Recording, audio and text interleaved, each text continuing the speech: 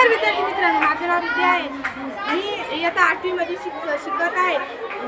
माझ्या शाळेचे नाव जिल्हा परिषद माध्यमिक शाळा पानकनेरगाव असे आहे। मी हे पुस्तक वाचले आहे। या पुस्तकाचे नाव देण्याचा आनंद व इतर गोष्टी आणि या पुस्तकाची किंमत आहे 100 रुपये। हे पुस्तक खूप इंटरेस्टिंग आहे। देण्याचा आनंद म्हणजेच आपण एखाद्याला काही दिले तर त्याचा किती आनंद मिळतो या पुस्तकात दाखवलेला आहे। स्वाती नावाची एक मुलगी होती। तिची शाळा सुटली की ती पार्कमध्ये तिच्या मित्रांसोबत व मैत्रिणींसोबत खेळायला जात होती आणि एक आईस्क्रीमवाला तिथे दररोज येत होता।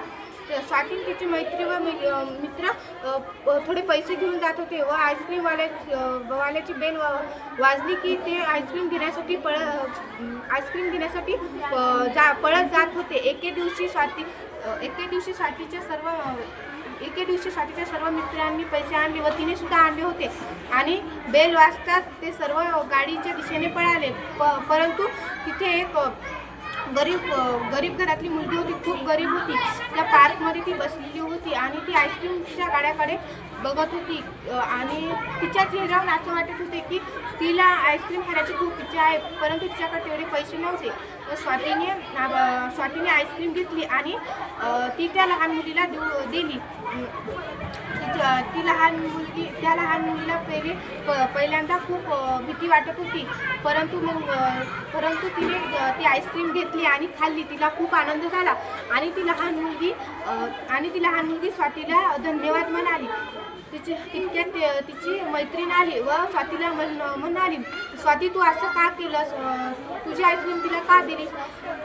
स्वाती म्हणाली, मी तर दररोज आईस्क्रीम खाऊ शकते, परंतु ती जी गरीब घरातली मुलगी होती आणि तिच्याकडे पैसे सुद्धा नव्हते आईस्क्रीम खाण्यासाठी। त्यामुळे मी तिला आईस्क्रीम दिली आणि तात्पर्य एवढंच आहे की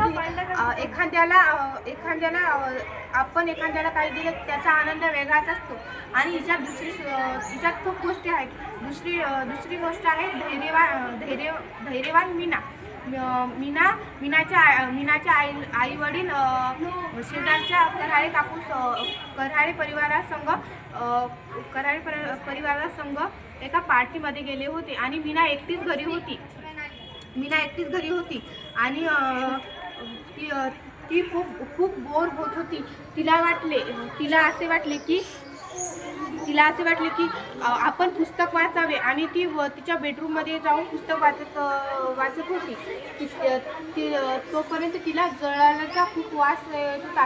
तिला वाटलं जाऊ दे, काहीतरी जळाला असेल आणि ती परत पुस्तक वाचण्यामध्ये मग्न झाली। खूपच जळाल्याचा वास येत होता। ती खाली किचन रूममध्ये गेली आणि किचन रूममधली खिडकी उघडली। कराळे काकूच्या घराकडे डोकावून बघितले तर कराळे काकूच्या घराला आग लागली होती। ती ओरडत व चिरकत घराच्या बाहेर पडली। आग लागली परंतु तिथे कोणीही नव्हते। तिने लगेच अग्निशामकाला फोन केला आणि लवकर येण्यासाठी सांगितले। पण ते येऊपर्यंत ती काय करणार? तिला तितक्यात आठवले की कराळे काकूच्या घरी एक मांजर व एक कुत्रा आहे, ते घराच्या आत अडकलेले आहेत। ती लगेच कराळे काकूच्या घराजवळ गेली आणि कराळे काकूच्या घराचा मागचा दरवाजा उघडून पाहिले। कुत्रे आणि मांजर कुठे दिसत नव्हते। तिने थोडी पुढे जाऊन बघितले तर कुत्रं टेबलाखाली अडकलेलं होतं। पळायच्या धुमीत त्याच्या अंगावर टेबल पडला होता। तिने ते टेबल उचलला व कुत्र्याला शोधून बाहेर काढले, परंतु मांजर सापडत नव्हती। तिने खूप बघितले, मांजर कुठेही सापडत नव्हती। तिला आवाज आला तर मांजरीच्या अंगावर कपाट पडले होते। तिने कपाट उचलले आणि मांजरीला सुरक्षित बाहेर काढले आणि मांजर व कुत्रा दोघेही धावत घराच्या बाहेर पडले। तोपर्यंत अग्निशामक आला आणि आग विझवली आणि संध्याकाळ झाली की कराळे काकू व त्यांचा परिवार आणि मीनाचा परिवार हे घरी आले। मीनाने सर्व काही कराळे काकूंना व त्याच्या परिवारांना सांगितलं. कराळे काकू खूप खुश झाल्या की मीना किती धैर्यवान आहे आणि मीनाची बुद्धी खूप चालते, कारण की तिला वेळेवर आठवलं की कुत्र व मांजर घरात अडकलेले आहेत. प्रत्येक संकटात मन शांत ठेवून विचार करा. धन्यवाद.